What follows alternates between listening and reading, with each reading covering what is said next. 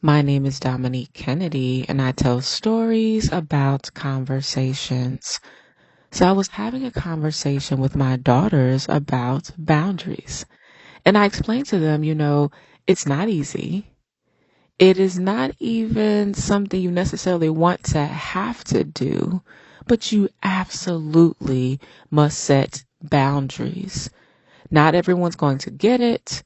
Not everyone's going to like it. That really is besides the point. They were asking me, like, how did you know how to communicate about your boundaries? Or how did you know how to share with people you care about, people you're close with, about your boundaries? And I explained to them my practices, my personal policies and procedures for myself, they are attached to the boundaries that I've set. Like I have a line. Like no one gets to just cross the line time and time again. Now, if people were unaware, if people were just unfamiliar, then it's my job to teach them how to treat me. And we were talking about friendships and they were talking about just people they're close with. And, we got into different settings. We got into school. We got into church. We got into just your people you grew up with.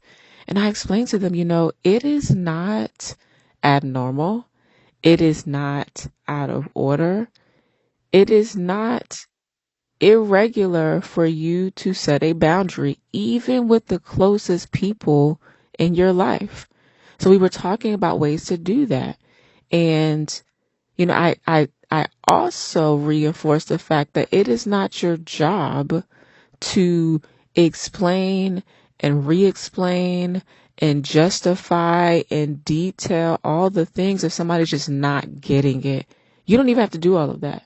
Like your boundary is your boundary for that reason, and that's it. Now, if you choose to explain a particular aspect of it, that's your choice. If you choose to expound upon a particular point that relates to your boundaries, that is your decision. But no one is owed an explanation or justification as to why you have boundaries. You set them and they're done.